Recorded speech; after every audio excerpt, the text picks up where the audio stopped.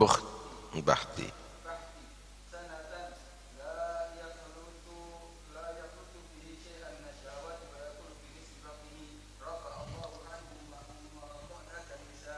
Bismillah, alhamdulillah. Wassalatu wassalamu ala rasulillah Sayyidina Maulana Muhammad bin Abdullah wa ala alihi wa sahbihi wa la hawla wa la quwwata illa billah. Nabi sallallahu alaihi wasallam bersabda, "Jahidu anfusakum bil ju'i wal 'atash fa innal ajra fi dzalik." Lawanlah nafsu kamu dengan rasa lapar dan haus. Karena sesungguhnya pahala di dalam melakukan itu, artinya di dalam mujahadatun nafas, melawan nafsu. Selera makan tinggi itu akan memperkuat nafsu. Begitu juga minum yang berlebihan, dalam arti minum untuk kenikmatan, itu juga bisa berbahaya terhadap nafsu. Nah, sebagian berpendapat, ada apa kamu mengekang nafsu? Biar makan seenaknya, minum seenaknya, pumpung sehat, pumpung kamu selera. Yang kamu dapatkan cuma kamu itu menyiksa diri. Nah, kalau menyiksa diri sama aja dengan mukuli diri sendiri. Orang ini adalah orang yang dungu, orang yang bodoh. Kenapa? Karena obat itu adalah bukan karena pahitnya, saudara, yang manfaat itu. Oh, kalau pahit pasti manfaat, itu orang bodoh. Bukan. Suntikan itu bukan karena sakitnya yang manfaat, bukan. Lapar itu juga begitu, bukan karena perihnya perut yang manfaat, bukan. Di dalam kandungan obat itu ada unsur-unsur yang bisa membunuh penyakit. Di dalam suntikan itu ada cairan-cairan yang mengandung vitamin misalnya. Begitulah juga, bukan karena sakit mahnya yang itu membuat kamu tadi itu manfaat dalam ju atau atas, bukan. Jangan sampai sakit. Tapi hasil daripada lapar dan haus tadi itu yang harus menjadi targetnya kita. Apakah hasilnya itu? Sebagaimana tidak semua orang mengetahui manfaat daripada obat yang pahit, begitulah juga tidak semua orang tahu manfaat daripada alju dan atas, kecuali orang-orang khusus. Apa manfaatnya alju wal atas? Lapar dan haus, bukan kelaparan ya. Lapar dan haus, kalau kelaparan itu madarat itu. Kalau lapar lain lagi, itu manfaat. Yang sekiranya tidak sakit, itu lapar. Ya, kalau sudah waktunya lapar ya makan, tapi kalau sudah kenyang ya jangan makan. Kalau kita kan tidak makan tambah makan. Di antara manfaatnya alju, pertama, sofaul qalb, hati akan menjadi bersih jernih. Kalau sudah hati jernih, maka akan nampak mata hati memandang sesuatu yang tidak dipandang oleh manusia. Kecerdasan akan bertambah, firasah akan bisa tepat. Kenapa? Karena memang kenyang itu bisa menghasilkan kebodohan, membuat hati menjadi buta. Orang yang kalau sudah banyak makan, saudara, berat anggota badannya dan pikirannya, nggak akan fokus pikirannya tadi itu. Karena itu Kalau Anda melihat anak kecil cerdas, itu biasanya makannya dikit. Kalau makan banyak itu, waduh, ini akan jadi sapi nih kalau besar ini. Iya, nggak ngerti-ngerti biasanya. Berat hafalannya, akan jadi lama jadinya. Karena itu Abu Sulaiman Ad-Darani berkata, "Alaika bil ju' fa innahu madallatun nafas." Hendaknya kamu itu selalu lapar, artinya tidak penuh perut kamu, karena itu akan menjadi satu cara untuk menaklukkan nafsu. Wariqatun lil qalb, dan akan membuat bersih dan jernih hati. Wa huwa yurithul ilma samawi, dan rasa lapar tadi itu tidak kekenyangan, itu akan menghasilkan ilmu langit, artinya ilmu laduni. Nabi SAW juga bersabda, ahyu qulubakum, hidupkan hati kamu. Gimana caranya? Bigillati dhihki, dengan sedikit tertawa, banyak khusyuk. Wa gillati syiba, dan sedikit kenyang, artinya tidak terlalu kenyang. Ini untuk menghidupkan hati. Kemudian Nabi menyatakan watahhiruha, watahhiruha, dan bersihkan hati kalian. Hidup dan bersih, hidup dan akhirnya bersih. Bersihkan hati kalian dengan apa? Bil ju'i, dengan cara lapar. Tasfu wa tarik, hati akan menjadi bersih nantinya. Kayak bahasa sekarang, kinclong hatinya.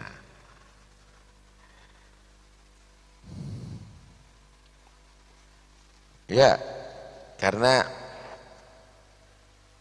orang kalau sudah lapar, terlalu kekenyangan,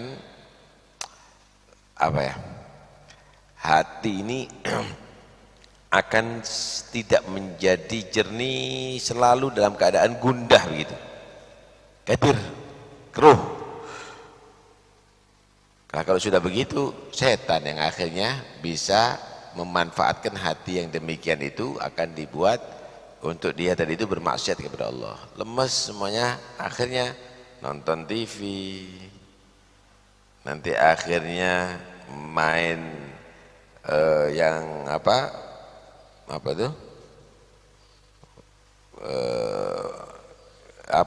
game, tua loh, main game, paham ya?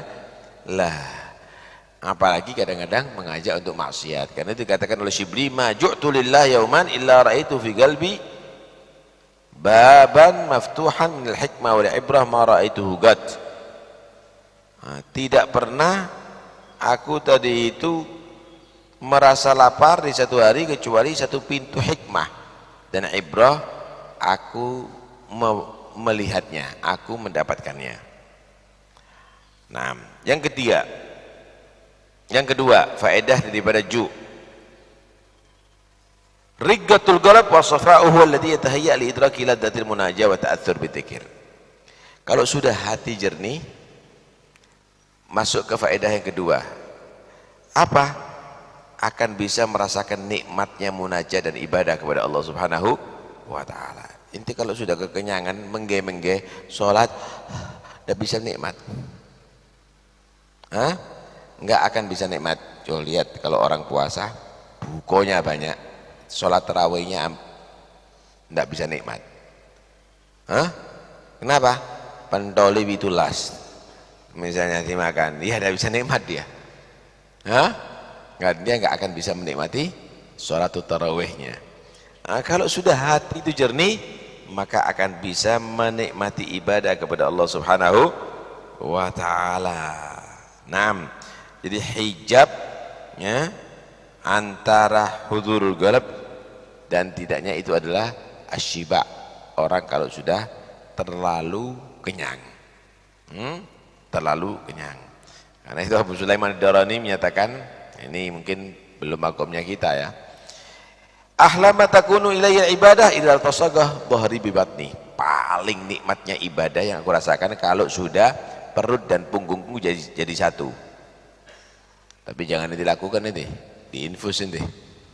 Ya.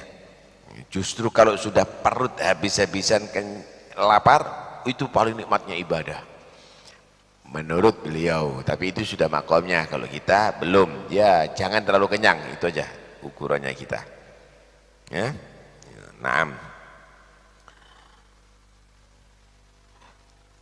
Faedah yang ketiga, al-inkisar wad-dhul. Kalau sudah bisa menamatkan ibadah, sering lapar, maka orang tadi itu tidak akan menjadi sombong. Dia merasa dirinya adalah orang yang hina. Kenapa? Karena kalau sudah terlalu kenyang, dia akan menjadi orang yang jago, kuat. Siapa yang biasa engkol dengan aku? Kalau salaman merkes.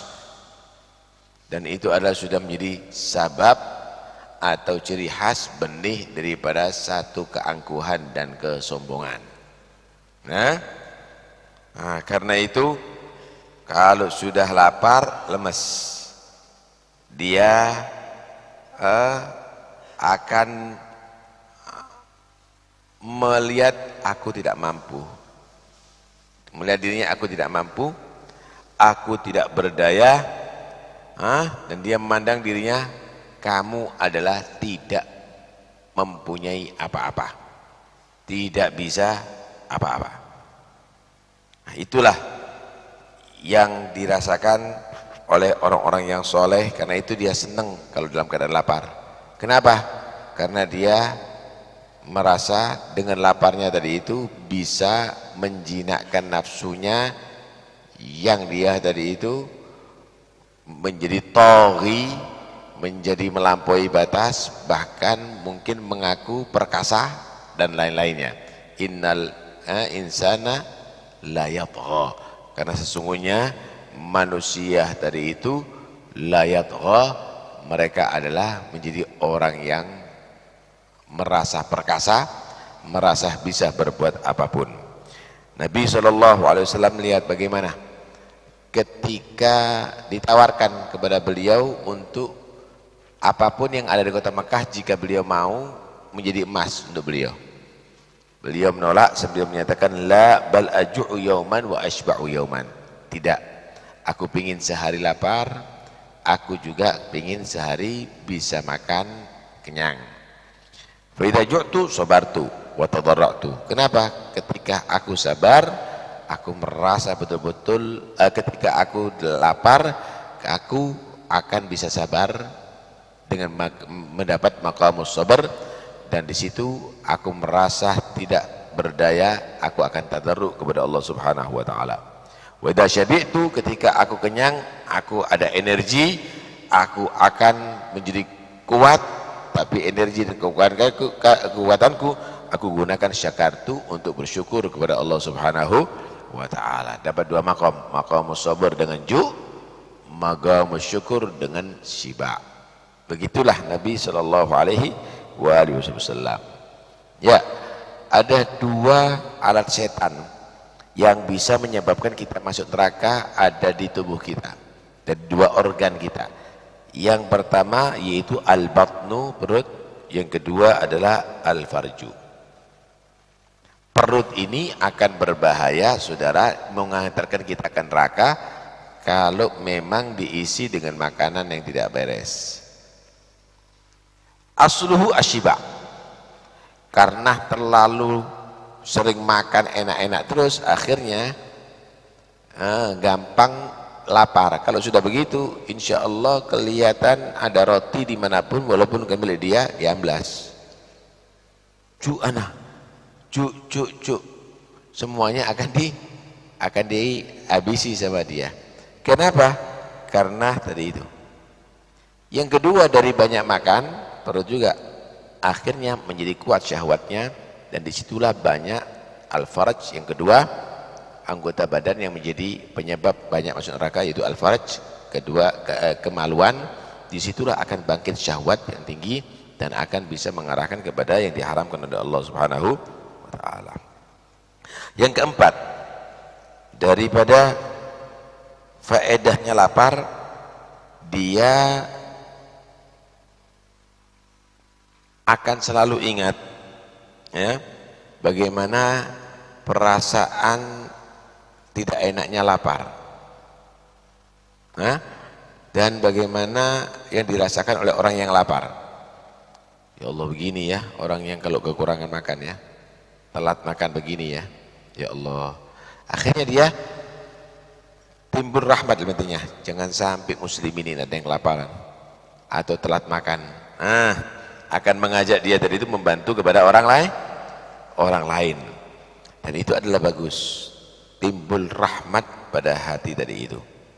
Karena itu Nabi Allah Yusuf alaihissalam menjadi kepercayaan Aziz dalam saat itu untuk menjadi pengatur daripada keuangan. Cuma beliau sering lapar.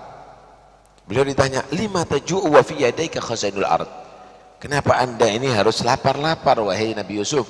Padahal ente ini kepercayaan daripada raja saat itu untuk mengatur makanan, untuk baitul mal, untuk bagian keuangan. Bagaimana jawab beliau? Akhafu an asba' fa ansa ja'i. Aku takut kalau aku ini kenyang lupa dengan yang dirasakan oleh orang yang lapar. Karena itu bisa mengingat nasib ya, orang-orang yang miskin dan lapar itu karena kita merasakan lapar. Nah, karena itu kita diwajibkan untuk di Ramadan wajib lapar nanti, wajib haus, yaitu dengan cara berpuasa, sehingga saat itu kamu harus, saya harus bisa memulai untuk memikirkan keadaan orang-orang yang lapar. Disitulah malam hari raya kita harus bisa bersosial, semua muslimin hatta yang melarat. Yang penting ada biaya untuk dia dan keluarganya dia untuk satu hari dan satu malam untuk mengeluarkan beras per orang satu sok untuk diberikan kepada fuqara wal masakin. Kenapa? Karena kita sudah merasakan lapar selama satu bulan. Sebetulnya itu adalah membuka bulan Syawal dari itu dengan kita bersedekah wajib, setelahnya ya tetap sedekah kalau mampu. Pikirkan keadaan fuqara al masakin. Malam riyoyot dok, mari ngono bakhil maneng setahun. Ya setelah itu bakhil lagi setahun. Ya percuma itu nantinya. Yang kelima, di antara faedah daripada lapar yaitu bisa menekan syahwat maksiat, keinginan untuk berbuat maksiat. Kenapa? Karena nafsu sudah bisa ditaklukkan. Yang membuat kita maksiat itu saudara, karena nafsu kita bangkit. Nafsu itu bangkit karena memang didukung oleh makanan. Ini bensin sama api, jadi kebakaran jadinya. Disinilah kita harus menjadikan nafsu kita ini jinak, sama dengan kuda liar. Kuda liar itu kalau mau dijinakkan saudara, dikekang, tidak boleh bergerak, kemudian dibuat lapar. Nggak ada kekuatan. Kalau sudah begitu baru dilatih, akhirnya menjadi kuda yang jinak yang bisa manfaat jadi alat kita menghantarkan kepada tempat tujuan. Nafsu kita juga begitu, dikekang, nggak boleh berbuat apa-apa, dibuat lapar sehingga bisa diatur. Nanti lapar ngenteni buko, ayo baca Quran biar ada ngerasa. Ayo kita berzikir, ayo kita ada di masjid nanti i'tikaf sambil menunggu misalnya. Kenapa? Itulah faedah daripada lapar, menjinakkan nafsu dan akhirnya nurut untuk diajak ibadah kepada Allah Subhanahu wa ta'ala. Lah kalau misalnya kuda liar kasih makan banyak tambah kuat, terombok ini injek kamu nantinya. Di sinilah Dundun pernah berkata, ma syabi'tu gad illa asaitu aw hamamtu bi maksiyah. Kalau aku kenyang kecuali aku bisa bermaksiat atau minimal pingin maksiat, minimal pingin maksiat. Nah, karena itu awas, hati-hati, kekenyangan itu adalah bahaya sekali. Nah, karena itu taklukkan nafsu kamu. Intinya sebetulnya nafsu ya. Nah, nafsu. Tubuh manusia itu ada dua. Ada yang disebut nafas, ada yang disebut ruh. Badan manusia ini akan mengikuti mana yang kuat di antara duanya. Kalau ruhnya kuat, maka badan manusia akan mengikuti ruh. Kalau nafsunya kuat, maka jasad manusia akan mengikuti nafsu. Ruh itu bisa kuat dengan apa? Dengan perbuatan taat kita kepada Allah. Di antaranya juga ruh akan bisa kuat. Inti zikir, inti qiyamul lail, inti puasa, kamu tadi itu sedekah, kamu itu baca Quran, kamu itu ini ruh akan kuat. Dan itu semuanya harus didukung dengan ya. Kamu akan kuat. Ruhnya kamu akan kuat. Kalau sudah ruh kuat, badan akan ikut. Di masjid asyik, baca kitab asyik, qiyamul lail dia senang, berzikir dia nikmat. Badan akan bisa mengikuti ruh. Ruhnya nikmat zikir, badannya akan merasakan nikmat zikir. Paham ya? Sebaliknya, nafsu itu akan menjadi kuat dengan syahwat dunia, walaupun halal. Makan yang enak, halal, nggak ada babinya. Itu akan juga menguatkan nafsu. Kemudian baju-baju yang bagus, walaupun halal. Permainan yang nggak ada manfaatnya, walaupun halal, tetap menguatkan nafsu, apalagi haram. Lah kalau sudah nafsu itu kuat, badan ngikut. Badan ngikut. Akhirnya gemar sepak bola. Wih, berjam-jam tidak punya waktu untuk taklim. Gemar dia di majelis, main kartu berjam-jam, halal. Tapi badan ngikuti nafsu. Kenapa? Itu syahwat. Itu kesenangan duniawi. Tidak ada manfaatnya untuk akhirat sama sekali. Nafsu kuat, apalagi kalau kepada perbuatan yang haram. Nah, disinilah kamu tugasnya adalah perkuat ruh kamu, perlemah nafsunya kamu, berpihak kepada ruh, jangan berpihak kepada nafsu. Di situ kalau sudah ruh itu kuat, masya Allah, inti akan bisa melayang sampai ke arsyur rahman nantinya. Ya, wa arwahun tatiru ila ulaha bi ajnihatil gharamil mag'adiyah. Kenapa? Ruh itu kuat, walaupun dia di atas dunia, tapi dia tadi itu bukan menikmati dunia, tapi menikmati ibadah kepada Allah Subhanahu wa ta'ala. Kenapa? Ruh yang kuat. Kita selama ini kita nafsunya aja yang kuat, bukan ruhnya. Itu di antara mereka para orang-orang solehin sengaja untuk menjatuhkan nafsunya. Gimana? Ada satu guru selalu menceritakan satu makanan yang pernah ia rasakan yang begitu nikmat di hadapan muridnya. Itu ada satu makanan campurannya ini dulu anak pernah merasakan, ya Allah nikmatnya luar biasa. Itu cerita berkali-kali di muridnya. Salah satu muridnya menyatakan, sian guruku ini pingin makanan itu, dicari sampai dapat atau dibuatkan sampai jadi, bawa. Apa ini kata guru? Ini untuk antum guru, mohon dilihat. Ya Allah, ini makanan dari dulu saya kepingin ini yang saya tunggu-tunggu. Panggilkan itu fuqara masakin itu. Panggil, suruh makan, disuruh habiskan semuanya, dilihat sama dia. Kaget muridnya, loh ya apa sih guru ini? Guru kan Anda ingin merasakan ini makanan dan saya buatkan untuk Anda, kok kasihkan sama orang lain. ini kesempatan saya untuk mentaklukkan nafsu saya. Nafsu saya nuntut untuk makan ini dari dulu. Karena itu sekarang, ana berhasil, alhamdulillah. Biar dimakan sama orang lain, nah, ana bisa mengalahkan sekarang nafsuku. Siapa kalau kita? Tutup-tutupin. Dikoret, insya Allah semutnya tidak dapat. Karena itu mereka itu sukses. Kenapa? Karena sudah bisa mentaklukkan nafsunya dan akhirnya kuat ruhnya. Wallahu a'lam.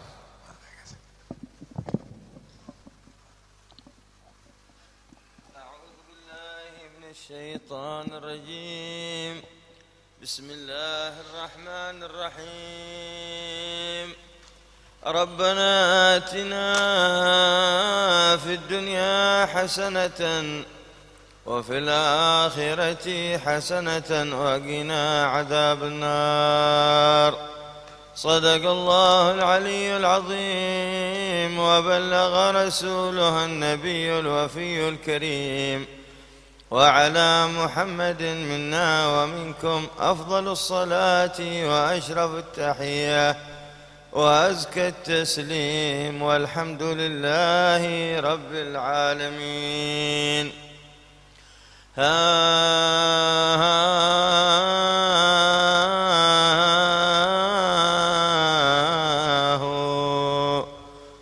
بعثت لجيران العقيق تحيتي وأودعتها ريح الصباحين هبتي سحيرا وقد مرت علي فحركت فؤادي كتحريك الغصون الرطيبة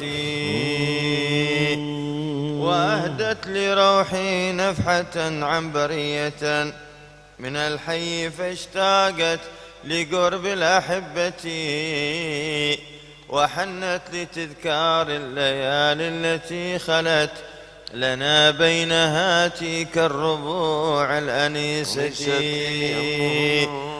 وإخوان صدق أوحش القلب بعدهم فلله ما لاقيت من حر فرقتي دياري نأت عن دورهم وتباعدت منازلنا لا عن قلاء وجفوتي على الحرص مني أن أراهم ومنهم فما سمحت يمن الزمان بمنيتي فما بعدهم عني ولا البعد عنهم بحال اختيار بل بقهر مشيتي وحكم إله العالمين منفذ على كل حال والرضا خير قنيتي به تنجلي عنا الهموم إذا طرت وتسري به عنا الغموم الملمة وكم حادث قد ضاق متسع الفضاء علي به فانزاح عني بخطرتي أحبتنا هل لأيامنا التي تقضت بذات البان إذن برجعتي فقد طال هذا البعد وامتد وقته وطال انتظاري حجة بعد حجتي ترى تجمع الأيام بيني وبينكم وأحظى بكم من قبل تاتي منيتي فواسفي إن مت من قبل أن أرى وجوها عليها نور علم وخشيتي وجلوة إخلاص وصدق وقربة وآثار كشف الغيب عن ذوق خبرتي وأسمع منهم كل علم مقدس عن الحس والأوهام من فتح حكمتي وأنشق من أرياحهم كل طيب ذكي تطيب الروح منه بشمتي وأمسي بهم في موقف الشرع سالكا طريقة حق واصلا للحقيقة فلله أقوام نال البعض عنهم عن البعض إيثارا لمقصود خلوتي وأنسا بمولاهم وشغلا بذكره وخدمته في كل حين وحالتي وحرصا على هذا الخمول لأنه أمان لأهل الله من شر شهرتي وحب اعتزال وانقطاع فإن فيهما طيب عيش في زمان البلية فمنهم مقيم في الأنام وإنه لمستور عنهم تحت أستار غيرتي الله الله الله الله يراه الورى إلا القليل كغيره من الغافلين التاركين استقامتي ومنهم رجال يؤثرون سياحة وسكنى مغارات الجبال وقفرتي يسيحون من شعب إلى بطن وادي وكل خراب والفيافي الخلية ومنهم رجال ظاهرون لأمره لإرشاد هذا الخلق نهج الطريقة ولهم لهم ذمة في دعوة الخلق جملة إلى الله عن نصح ولطف ورافة فهم حجة للمؤمنين بربهم وفيهم لمرتاد الهدى خير قدوتي وحتف على أهل الشقاق وحجة تقوم على أهل الشقاق بشقوتي وكل على النهج السبيل السوي لم يخالف أمرا آخذا بالشريعة وإن الذي لا يتبع الشرع مطلقا على كل حال عبد نفس وشهوة صريع هوى يبكى عليه لأنه هو الميت ليس الميت ميت الطبيعة وما في طريق القوم بدءا ولا انتهاء مخالفة للشرع فاسمع وانصتي وخلي مقالات الذين تخبطوا ولا تك إلا مع كتاب وسنة فثم الهدى والنور والأمن من ردى ومن بدعة تخشى وزيغ وفتنة ومتبع حكم الكتاب وسنة هم المفلحون الفائزون بجنتي عليهم من الرحمن رضوانه الذي والنعمة العظمى وأكبر منتي ومن حاد عن علم الكتاب وسنة فبشره في الدنيا بخزي وذلة وبشره في العقبى بسكنى جهنم وحرمان جنات الخلود ورؤيتي والحمد لله رب العالمين. اللهم صل أفضل صلاة على أسعد مخلوقاتك.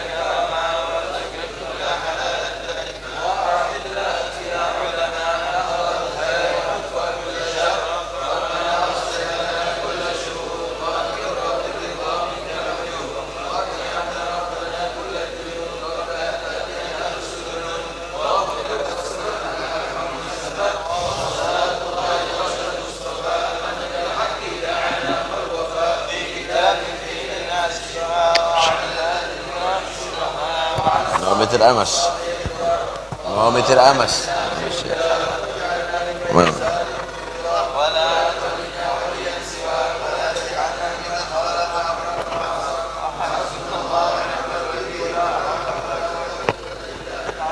صلى الله على رسول الله محمد عبد الله صلى الله عليه وسلم حبيب وأخواننا من الأنبياء والمرسلين صلوات الله وسلامه عليكم وعلى أهل بدر رسول الله وأزواج رسول الله وأصحاب رسول الله والتابعين وتابعين من تبعهم بأحسن الدين لا سيما خلفاء الراشدين ساداتنا أبي بكر وعمر وثنوا عليه سيدنا فاطمة الزهراء وخلفاء وعشر الله سيدنا الحسن الحسين سيدنا حمزة العباس ثم سيدنا علي بن محمد جعفر الصادق موسى الكاظم وابن علي الرضا سيدنا إسماعيل وسيدنا علي وعرض وإخوانهم سيدنا محمد نجيب عيسى بن جل الله أحمد عيسى وابن عبد الله والسيد الأعظم البقي مقدم من ساداتنا علي والغوجي ما أخيه محمد بن الدوليلة الرحمن السقاف وسبق السكران وابن عشية بن قد بن لا عبد الله رسول أكبر وابن عبد العليم وإخوانه أم المحضر عالبي بن عبد الرحمن أحسن الفخر الوجيه شوبق بن سالم وأخي عقد بن سالم وقبر مشاب القدر الجيلاني وعشان شاطرين وبندين المناوربي ولا إمة المجتهدين المفسرين والحديثين والفقهاء والعلماء العالمين ومن عبد الرحمن محمد مولى عرشه يوسف بن عبد الحسن أحمد محمد الحفيظ الصعيد الشيخ ثم بن فاس عمر بن عبد الرحمن عطاس والشيخ علي بن بن شاب عباد البلاد الحبيب عبد الله بن عبد الحداد ثم إلى الحبيب علي بن محمد بن حجة الإسلام بحامد محمد الغزالي ثم أولياء وصلاح هذه البلدة خصوصا صاحب الحفظ والمقام الحبيب جعفر بن شرقاف سيد الورى سيف وسلم وإبراهيم ومن حضر في هذا المجلس سابقا ولاحقا محجة الإسلام بحامد محمد الغزالي وعن بركاتهم وأصلهم وبرهم وأن الله سبحانه وتعالى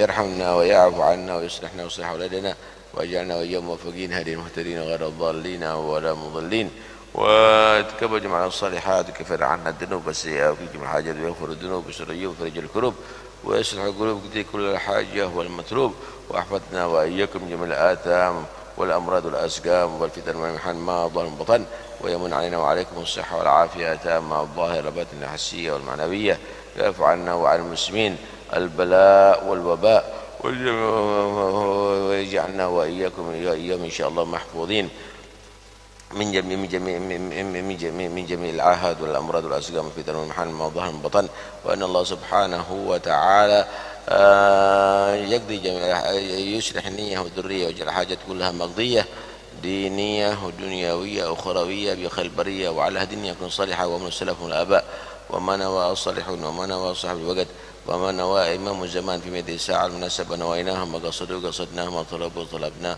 وإلى حضرة النبي محمد صلى الله عليه وسلم الفاتحة. بسم الله الرحمن الرحيم.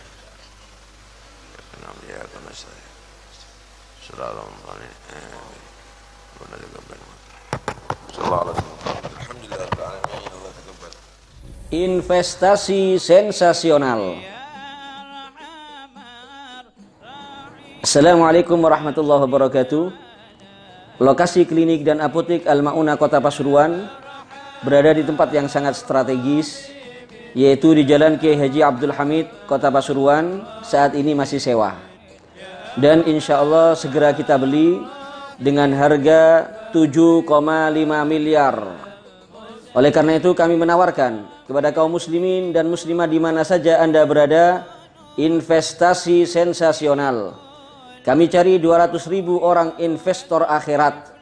Dengan hanya berdonasi tiap bulannya Rp10.000 saja, maka insya Allah dalam jangka waktu 4 bulan dengan izin Allah akan terkumpul dana yang kami perlukan untuk pembelian lokasi klinik dan apotek Al-Maunah.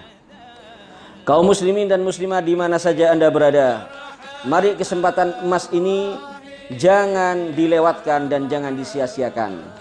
Hanya Rp10.000 per bulan. 4 bulan Anda telah memiliki investasi akhirat berupa klinik dan apotek Al-Maunah yang pahalanya insya Allah terus mengalir sampai akhirat. Rasulullah sallallahu alaihi wasallam bersabda, "Idza mata ibnu Adam inqata'a 'amaluhu illa min thalath. Shadaqatin jariyah aw 'ilmin yuntafa'u bihi aw waladin salihin yad'u lah." Jika anak Adam meninggal dunia, maka amalnya terputus kecuali 3. Sedekah jariyah, ilmu yang bermanfaat, dan anak soleh yang mendoakannya. Bersatu kita mampu, kebersamaan insya Allah merubah yang berat menjadi ringan. Demikian yang bisa saya sampaikan. Assalamualaikum warahmatullahi wabarakatuh.